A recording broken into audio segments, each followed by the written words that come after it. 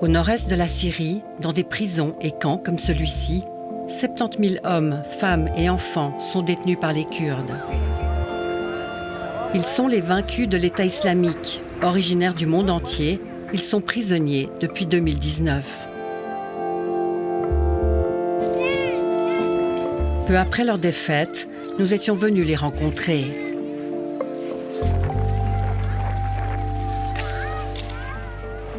On est là, on est un peu dans l'incertitude. Et votre plus grande peur, c'est quoi? C'est qu'on prenne mes enfants. Si je rentre pas en Suisse, tout cela, franchement, je préfère qu'ils me mettent une balle dans la tête, qu'ils s'arrêtent. 5 ans ont passé et nous sommes partis à leur recherche. Sur place, nous avons découvert des jeunes, détenus de manière arbitraire et séparés de force de leur mère. Nous avons retrouvé les djihadistes suisses. Comme des milliers d'autres, ils sont sous-alimentés et n'ont toujours pas été jugés. Dans la prison où je suis actuellement, il y a des Européens qui sont morts. C'est ça qui nous fait peur, en fait. On a peur on ne sait pas ce qui se passe ici. On attend la mort, je ne comprends pas. Quand est-ce qu'on va sortir de ce cauchemar? Nous avons rencontré cette Lausannoise et sa fille. Emprisonnée dans ce camp depuis qu'elle est bébé, la petite découvre nos images de son pays. Je lui dis, tu t'imagines pas la Suisse, c'est tellement propre. Si tu vas là-bas, c'est comme si c'était irréel. La fillette vient de fêter ses 7 ans. Contrairement à la plupart des pays occidentaux, la Suisse refuse pour l'heure de rapatrier les enfants avec leur mère.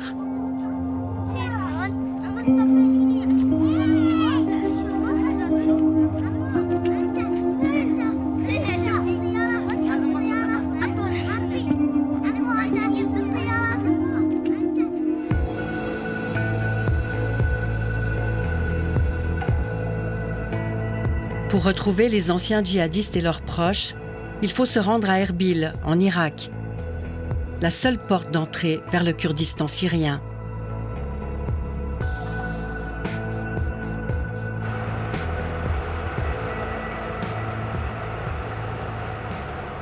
« 5 heures de route séparent Erbil de la zone autonome kurde, où les vaincus de Daesh sont détenus. Cette terre, un peu plus grande que la Suisse, est menacée au nord par la Turquie et au sud par la Syrie de Bachar al-Assad.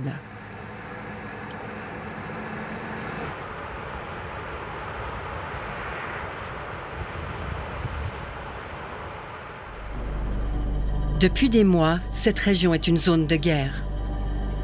La Turquie bombarde centrales électriques et raffineries. Elle cible aussi les militaires et les responsables kurdes.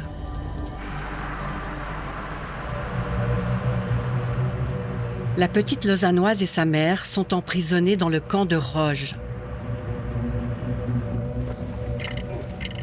Ce camp est une véritable tour de Babel, 50 nationalités, près de 3000 détenus, dont 65% d'enfants.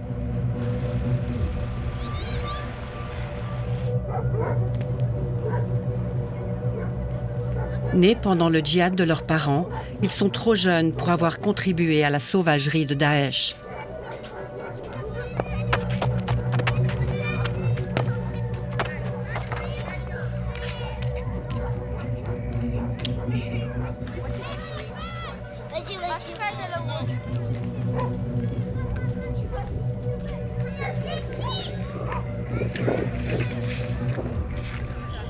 À la demande de leur pays d'origine, Suisse comprise, les Kurdes ont placé ici les femmes les moins problématiques. Directement ou indirectement, ces pays financent les lieux.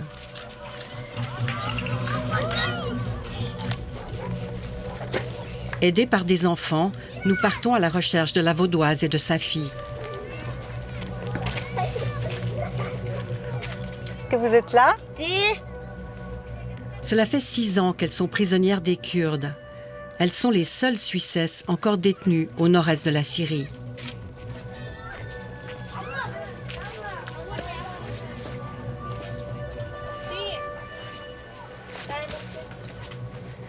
Voilà, alors là, c'est le petit espace de ma fille, avec son petit coin fauteuil. Et là-bas, bon, c'est l'espace salon, chambre à coucher. On dort sur les fauteuils. Grâce à l'aide financière envoyée par sa famille, elle vit mieux que d'autres femmes du camp. Mais il n'y a plus d'électricité depuis des mois à cause des attaques turques. Déjà, il y a quelques mois, il y a eu des bombardements et vraiment, on voyait les explosions, le feu et tout ça. Et la dernière fois, oui, c'était vraiment très, très près. Et vu que ça a tapé, je crois, 6-7 fois au même endroit ici, le ciel était complètement orange. Comment tu as écrit ici? Regarde, moi, je t'écris ici, après, toi, tu réécris, d'accord? Elle a étudié le droit à Lausanne. Elle fait l'école à sa fille tous les jours. Elle lui fait porter le voile pour la protéger du regard des autres. Les enfants, ils sont très méchants avec elle. Elle n'est pas comme les autres enfants ici. Elle est blonde déjà. Et les blondes, ici, c'est un truc extraordinaire. Tous les adultes l'aiment beaucoup.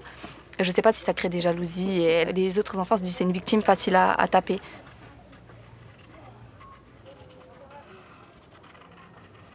C'est pas bien. Un papillon? Oui. Oui, c'est très bien. Depuis au moins 4 ans, depuis 2019, ouais, j'ai plus de nouvelles, plus personne. On m'avait dit, une fois il y a eu une visite, on m'a dit oui, dès que les pays voisins de la Suisse vont commencer à rapatrier, il y aura un rapatriement sûrement pour vous aussi. Et depuis, non, rien du tout. Tous les pays ont rapatrié, mais on est encore là. Contrairement à la majorité des chancelleries européennes, la Suisse refuse de rapatrier les mères. Bern a proposé que sa fille rentre, mais sans elle. Je dis, mais c'est joli la Suisse, tu pourrais aller à l'école, à la piscine, etc. etc. Non, je veux pas sans toi. Du coup, après, là, pour l'instant, elle est encore petite et je me dis que, voilà. Après un certain âge, peut-être qu'elle voudra, elle aussi. Hein. Mais pour l'instant, je ressens pas ça de sa part. Et moi, c'est vrai que ce serait très, très dur d'être séparée d'elle. Ouais, vraiment. Parce que c'est un petit rayon de soleil dans cet océan de ténèbres. Ouais.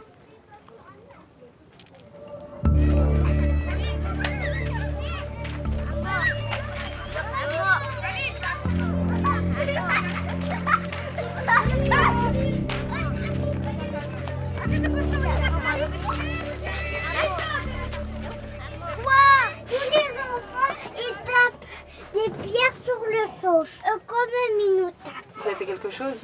Non. Non, vous n'avez pas provoqué? Non. Puis vous avez des nouvelles de votre mari? Pas du tout. Ouais, là, ça fait 4 ans. J'avais l'habitude d'avoir des nouvelles par la Croix-Rouge. On recevait de temps en temps des courriers. Et là, pas du tout. Vraiment, j'ai pas... juste là, récemment, j'ai reçu un papier comme quoi il était en vie. C'est tout.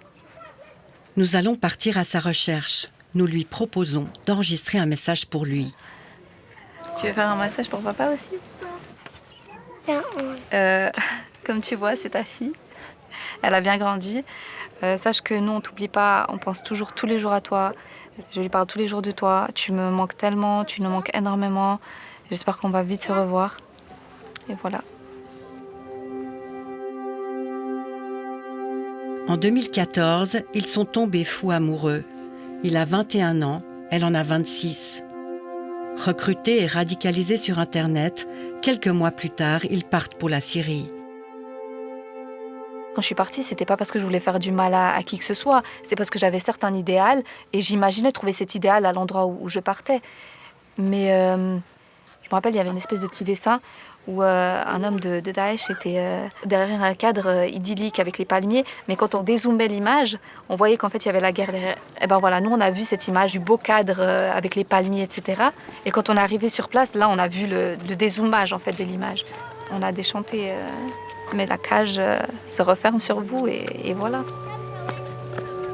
Peu après leur arrivée, le couple essaye de rentrer en Suisse.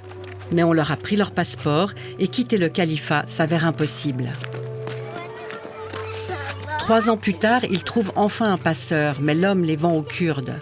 Depuis lors, mari et femme ne se sont plus revus.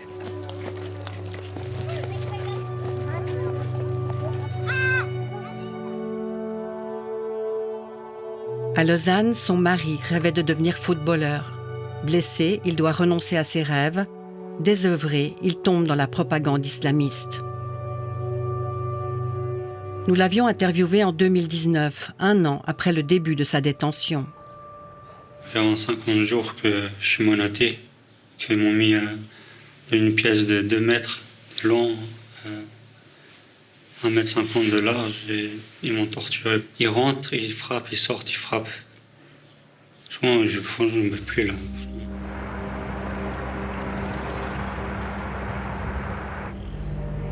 Nous ne savons pas dans quelle prison le Vaudois est incarcéré. Nous ne sommes même pas certains qu'il est toujours en vie. Nous recevons soudain un message des Kurdes. La rencontre va avoir lieu dans un endroit discret.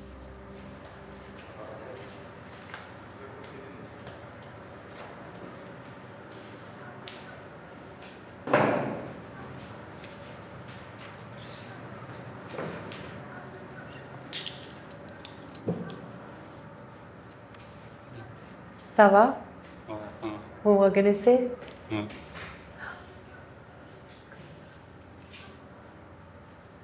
Des fois, je suis tellement fatigué, j'arrive même plus à réfléchir. Fatigue psychologique, physique. Je disais, j'ai oublié un peu le français. Ça fait 2 ans que je n'ai pas parlé français. Ouais. Je parle qu'en arabe ou en anglais avec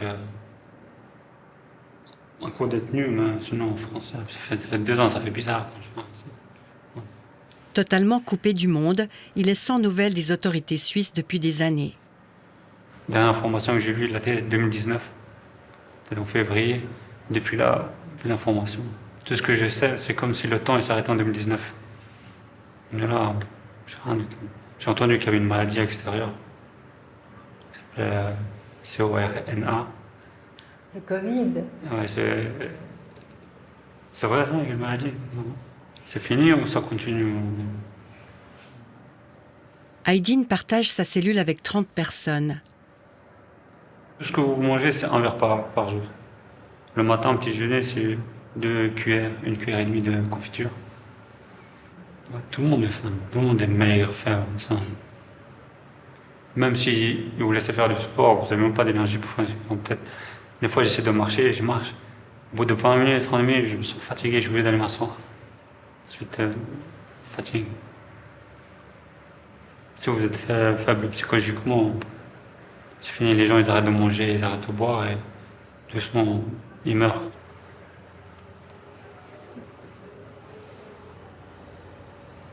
On a vu votre femme et votre fille hier. On a enregistré un message pour vous. Je vais vous faire écouter. Comme tu vois, c'est ta fille. Elle a bien grandi. Sache que nous, on t'oublie pas, on pense toujours tous les jours à toi. Je lui parle tous les jours de toi. Tu me manques tellement, tu nous manques énormément. J'espère qu'on va vite se revoir. Et voilà. Oh, non, c'est une petite fille, c'est fini. Avant que je l'ai vu la dernière fois, c'était un bébé, non, c'est une petite fille. D'avoir ça, là, pour 1 mois, 2 mois, j'ai pris la batterie, elle est pleine. Non, merci.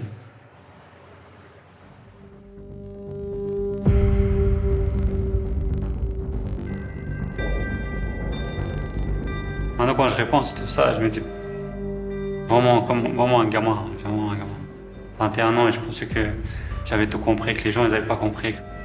Après, avec les années qui passent, je commence à réaliser beaucoup de choses. La majorité des erreurs que j'ai faites, tout ça. Et après, quand ça arrive, c'est comme si on se mange une claque et c'est trop tard.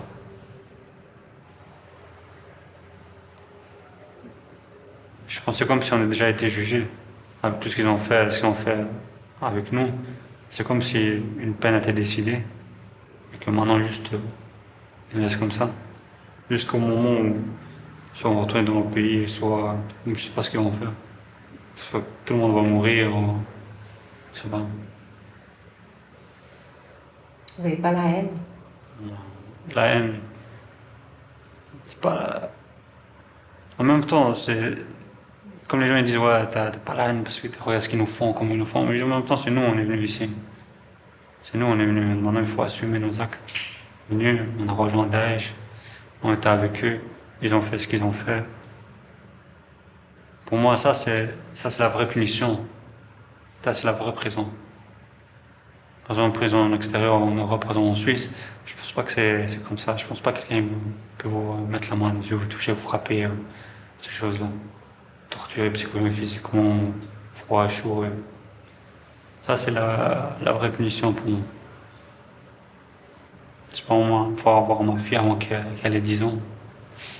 Mais ouais, vivre avec ma femme, ma fille, commencer à vivre. S'occuper que d'elle, de ma famille, hein. Tout le reste, franchement, je m'en fous. Hein, ce que je veux dire. Ça m'intéresse pas.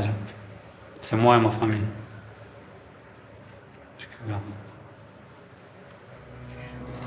Ouais, bravo.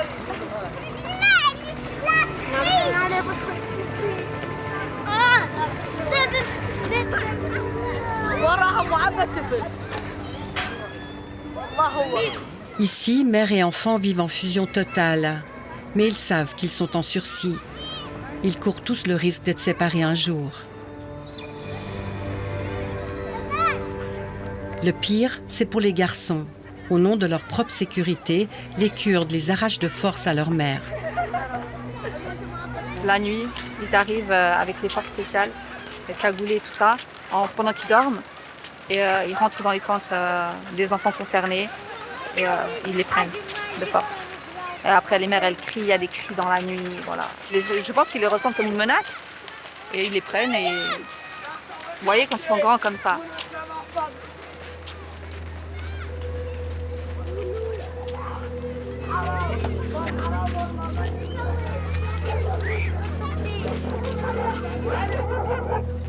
Cette femme est l'une de celles qui a été séparée de son fils. Elle ne l'a plus revu depuis 6 ans. Elle est redevenue chrétienne, ce qui lui vaut d'être harcelée par les femmes les plus extrémistes. Je suis détruite. Ces gens me détruisent.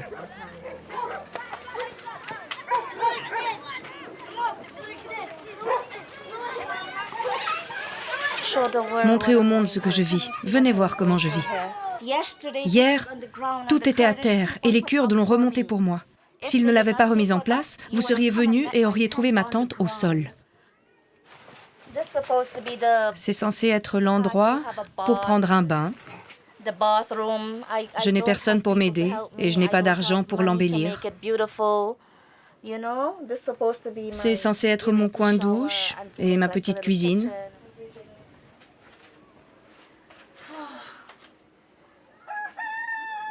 En 2013, à Trinidad, elle épouse un musulman qui lui promet monts et merveilles. Le piège se referme sur elle et sur son fils, âgé alors de 10 ans.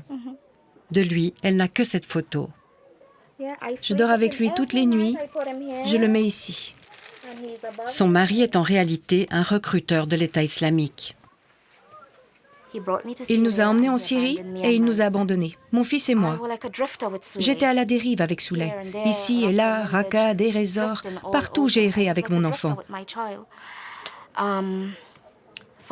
Pour que nous ayons de l'argent, Souley devait aller sur le champ de bataille. J'ai dit non. Je n'enverrai pas mon enfant sur le champ de bataille, d'accord ? Parce que cet homme ne m'a jamais dit qu'il allait faire de mon fils un soldat. Je suis tombée dans un piège et mon bébé a été entraîné dans ce piège avec moi. Si nous retrouvons son fils, elle aimerait que nous lui transmettions ce message. Souley, mon amour, s'il te plaît, sois patient. Maman fait de son mieux pour te ramener à la maison auprès de ton frère et de ta sœur. Ok ? Tu peux toujours aller à l'école et avoir une vie. C'est pas fini. Tu es encore jeune. Tu as encore beaucoup de choses devant toi. N'abandonne pas. Et ne deviens pas extrême. Reste normal dans ta tête. Et ne crois pas que personne ne se soucie de toi.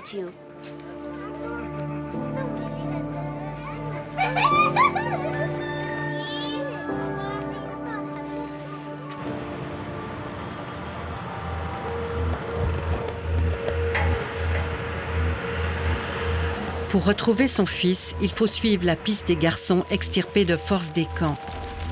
Les Kurdes les enferment dans des centres dits de déradicalisation. En réalité, des prisons.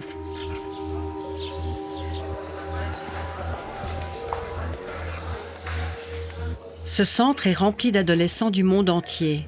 Lorsqu'ils sont arrivés en Syrie, ils n'étaient que des enfants.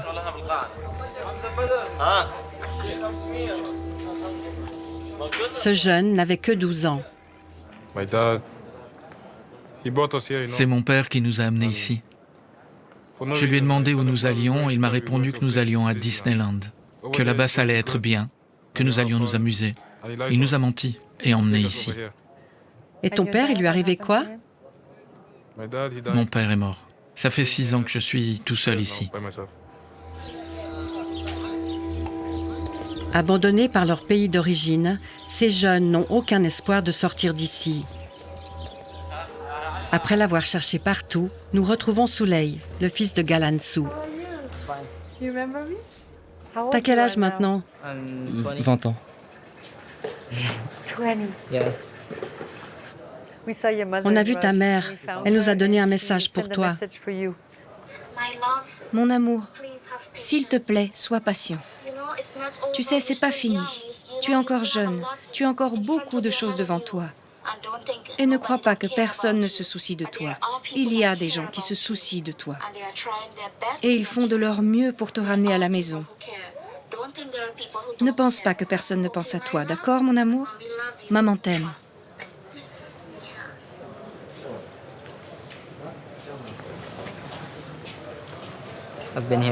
Cela fait 5 ans que je suis ici et j'ai l'impression que personne ne se soucie de moi, que personne ne veut rien savoir de moi. C'est rude. Même ma mère, quand elle dit, dans la vidéo que vous m'avez montrée, elle me dit que tu es encore jeune et d'autres choses comme ça. Mais je ne sais plus si je dois y croire. C'est dur. J'ai fait de mal à personne. Mais personne ne se soucie de ce qui m'arrive.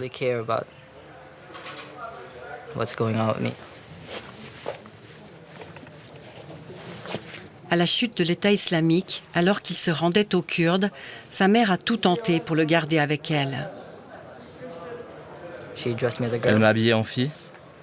J'étais tout en noir, comme les femmes. Mais les Kurdes ont découvert que j'étais un garçon. Ils m'ont séparé de ma mère et m'ont emmené en prison. J'ai été dans 3 prisons avant de venir ici.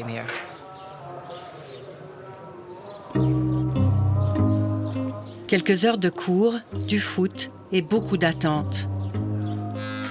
Pour passer le temps, Souley a appris à couper les cheveux.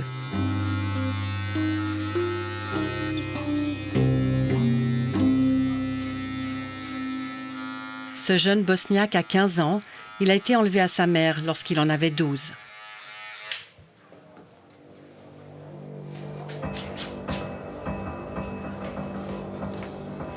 Régulièrement, les ados les plus âgés disparaissent pour ne jamais revenir. Les Kurdes les déplacent dans des prisons pour adultes, pour faire de la place aux plus jeunes extirpés des camps. Cette perspective terrorise Souley. Pour moi, c'est terminé. Vous savez, j'ai déjà abandonné. Ce qui arrivera, arrivera. S'ils m'emmènent en prison à cause de mon âge, est-ce que je vais y rester pour toujours? J'en sais rien. Vraiment, j'essaie de m'accrocher. Mais mentalement, c'est très stressant.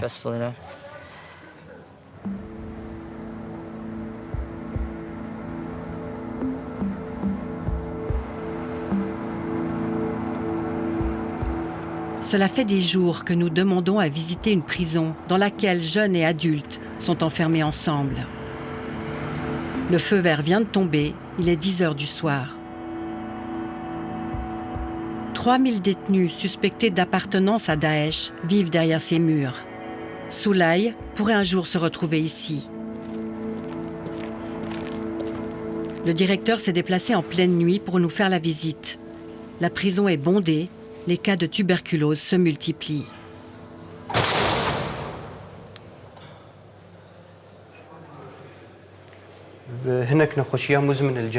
Il y a des maladies chroniques certaines contagieuses. Nous avons des cas de tuberculose. Nous avons donc de grandes difficultés en matière de santé. Nos moyens sont faibles et insuffisants. Notre région est assiégée et nous avons des difficultés à obtenir des médicaments contre la tuberculose.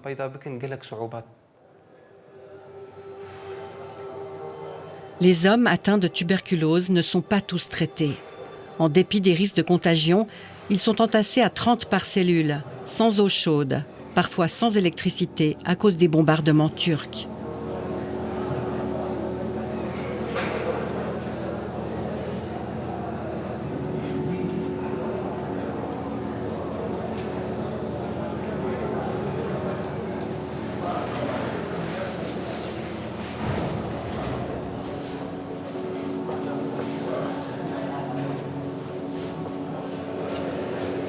Dans cette deuxième cellule, 30 garçons d'à peine 20 ans. Bonsoir. Vous allez bien?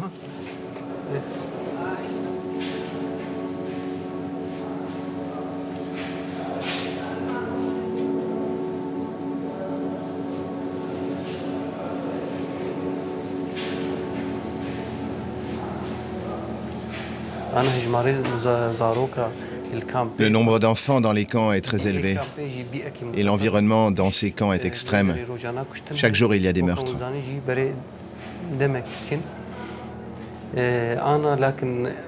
La présence d'enfants ici est critiquée, mais nous n'avons pas d'autre solution.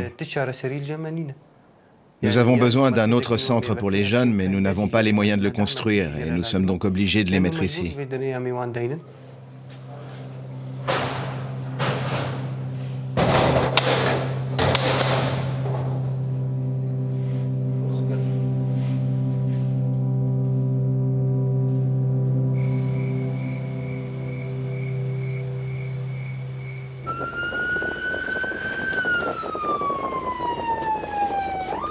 En 5 ans, les camps sont devenus de véritables bombes à retardement. Le plus dangereux, c'est celui-ci, le camp de Al-Hol. L'opération Humanité et Sécurité est lancée. Soutenue par les Américains, les Kurdes interviennent en force pour venir à bout de cellules dormantes de l'État islamique.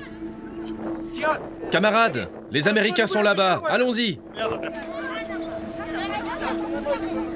60 000 femmes et enfants, en majorité syriens et irakiens, sont détenus ici. Sortis de force de leur tente, ils vont tous être minutieusement fouillés.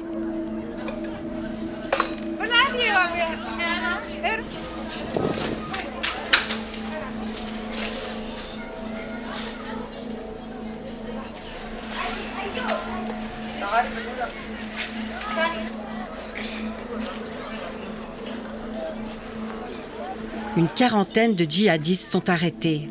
Des armes et des adolescents cachés par leur mère sont retrouvés dans des tunnels. Pour le commandant Ali, l'opération est un succès. Exfiltrer les garçons des camps est impératif. C'est le seul moyen de les empêcher d'enfanter d'une nouvelle génération de combattants. Si nous ne réglons pas la question de l'État islamique, nous connaîtrons à l'avenir un nouveau danger que nous regretterons tous, nous et le monde entier. Si Daesh se propage à nouveau, ce sera très dangereux.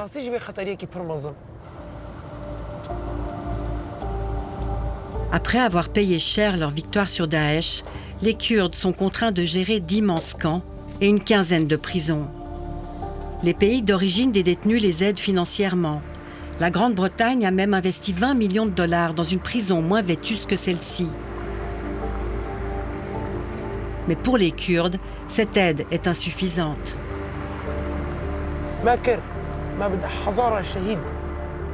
Nous avons sacrifié des dizaines de milliers de martyrs.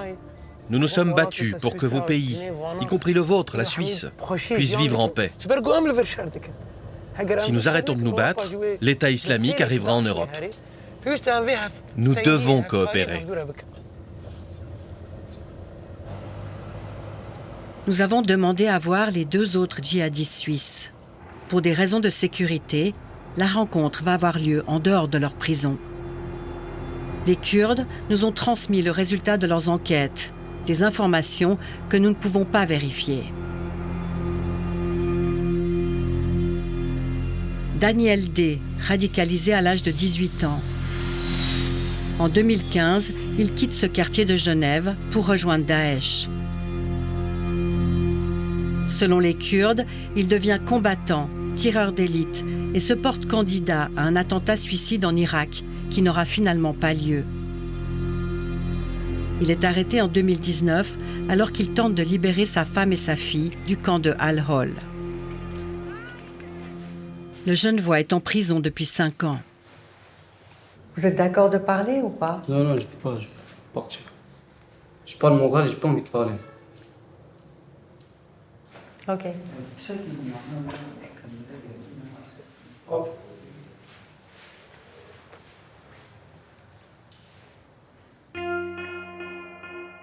Le troisième djihadiste suisse est Damien G., 34 ans. Algérien d'origine, il est adopté par une famille vaudoise à l'âge d'1 mois. Jeune adulte, accro aux jeux vidéo, il rejoint la Syrie en 2014.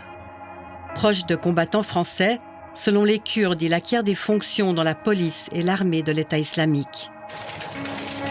Il s'est battu jusqu'au bout, jusqu'à la cinglante défaite de Daesh.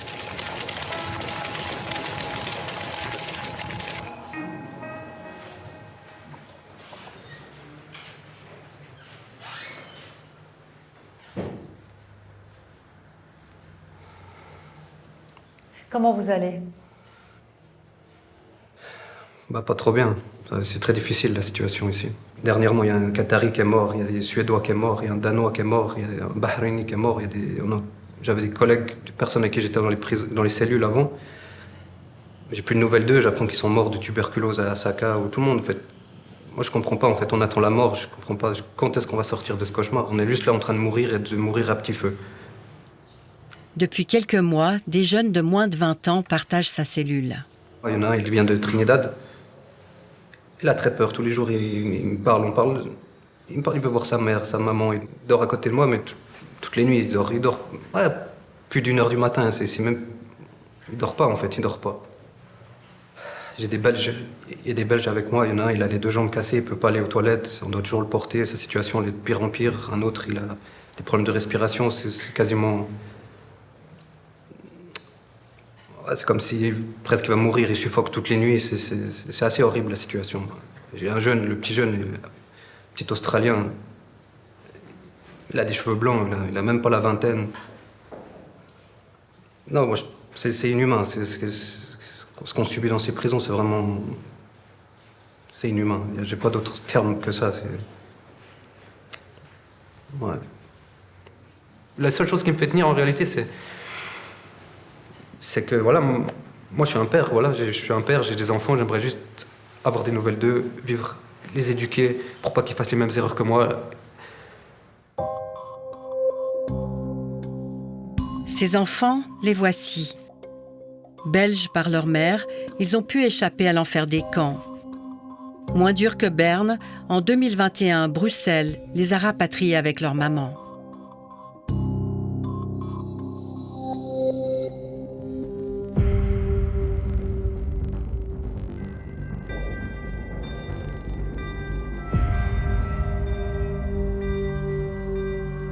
Vous vous rappelez le déclic qui vous a fait partir? Qu'est-ce qui m'a fait partir? Moi, je pense que c'était les scènes des enfants qui se faisaient bombarder au chlore à Ghouta, vers Damas. C'est ça c'est vraiment inadmissible de bombarder des enfants comme ça. Voilà, le problème c'est que... Voilà, la justice, moi je déteste l'injustice, que ce soit d'un côté, que ce soit même au sein de l'État islamique qui fait de l'injustice, je suis le premier à me lever contre ça. Mais si vous faites de l'injustice, voilà, je suis obligé de dire, de parler contre cette injustice. Vous avez quand même recouru à la violence. Tout le monde, je veux dire, l'armée française utilise la violence, l'armée américaine utilise la violence, les résidents d'ici utilisent la violence. Vous savez, moi je pense pas être un danger. Après, on fait la part des choses. Ce qui s'est passé dans l'État islamique, ça reste dans l'État islamique. Ce qui se passe en Suisse, c'est en Suisse. Il y a plein de musulmans qui vivent en Suisse, ils n'ont aucun problème. Devant nos caméras, il enregistre un message pour ses parents. Papa, maman, vous me manquez énormément, je pense souvent à vous. J'aimerais beaucoup avoir de vos nouvelles. J'aimerais ne serait juste pouvoir vous dire à quel point vous me manquez. Je vous aime, je suis vraiment désolé pour tout le mal et tous les soucis que je vous ai faits. Et voilà. On est désolé. À notre retour en Suisse, nous transmettrons ce message à sa famille, durement éprouvée.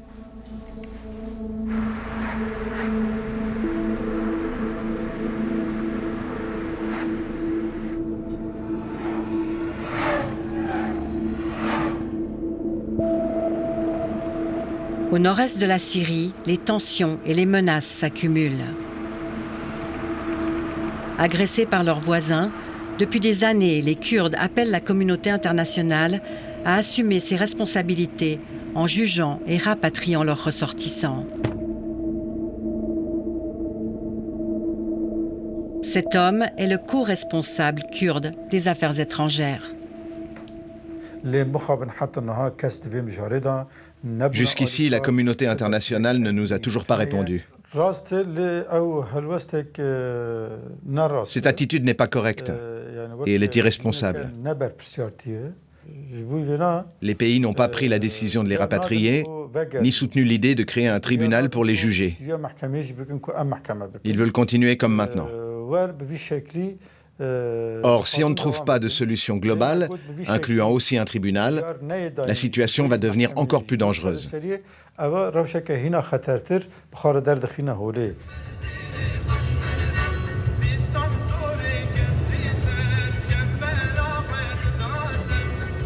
Nous quittons la région autonome kurde, une zone non étatique dont l'existence est menacée. Cette route est la seule voie de sortie, elle mène à Erbil, en Irak.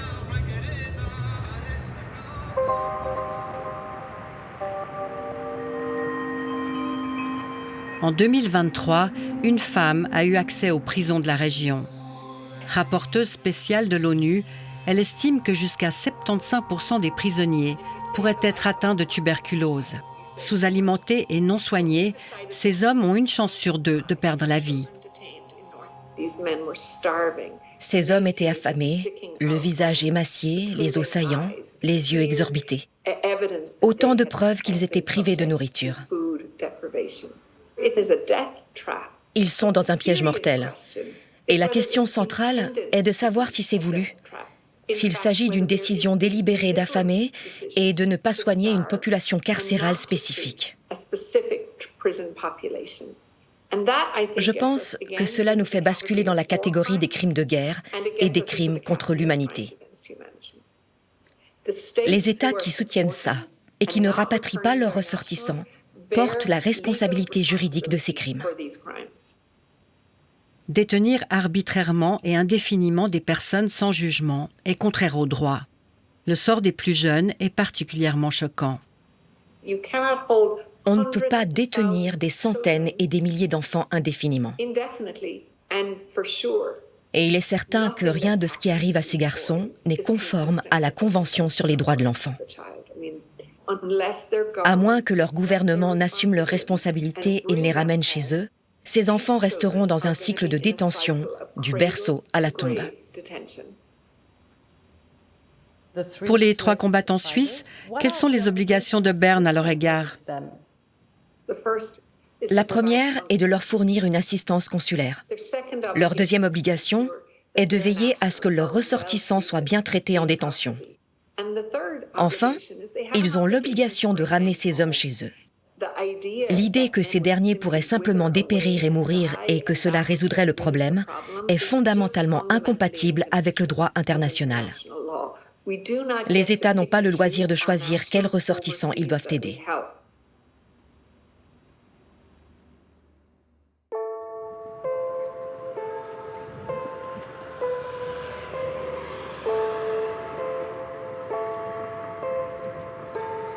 3 hommes, une femme et une petite fille. Depuis 2019, le Conseil fédéral refuse de les rapatrier. La protection consulaire oblige Berne à s'assurer que les Suisses détenus à l'étranger sont traités décemment et que leurs droits à la défense sont respectés.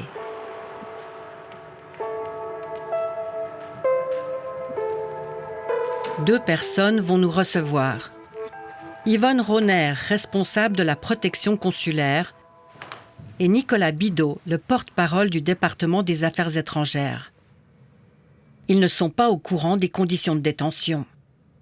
Est-ce que vous savez que dans les prisons, il y a 75% de cas de tuberculose?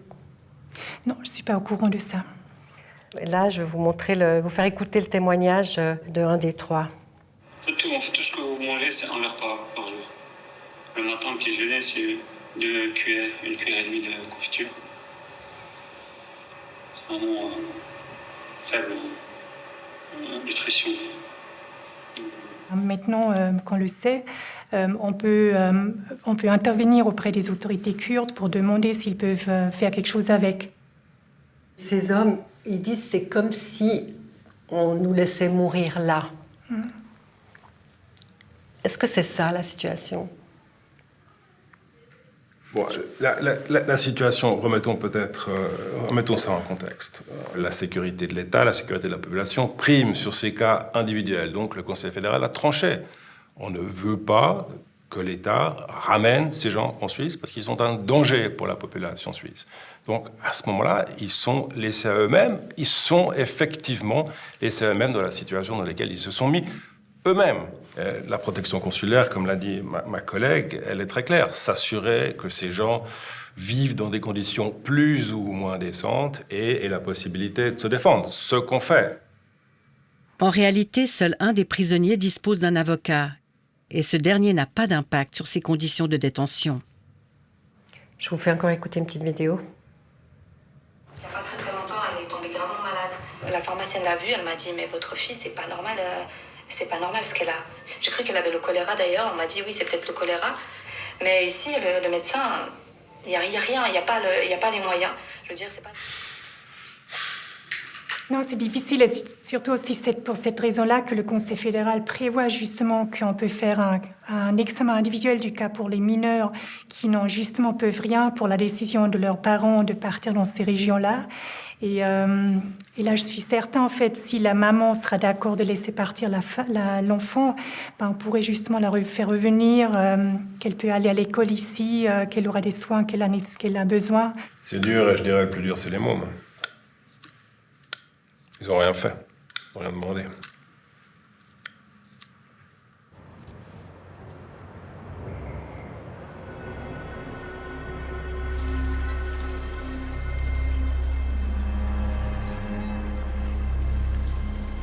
Le CICR est présent dans les camps et les prisons.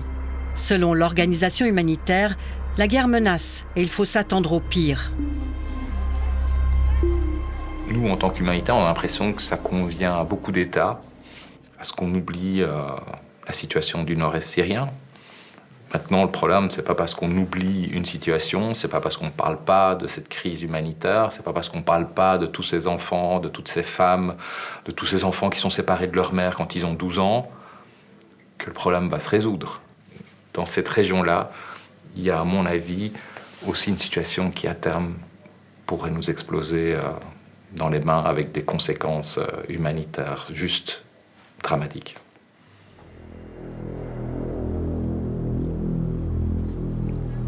Au camp, pour l'instant, la vie suit son cours. La maman lausannoise essaye de tenir le coup. Je me dis, voilà, mon pays me rejette. Au bout d'un moment, ça y est, je suis fatiguée vraiment psychologiquement. Du coup, j'essaye un peu d'oublier tout ça, de me dire, ok, ma vie, elle est là. Et je fais avec ce que j'ai. J'améliore mon quotidien là où je suis. Et aussi pour la petite, je ne peux pas me laisser sombrer. Aussi, on essaye d'occulter un peu. Sinon, c'est vrai, on devient fou.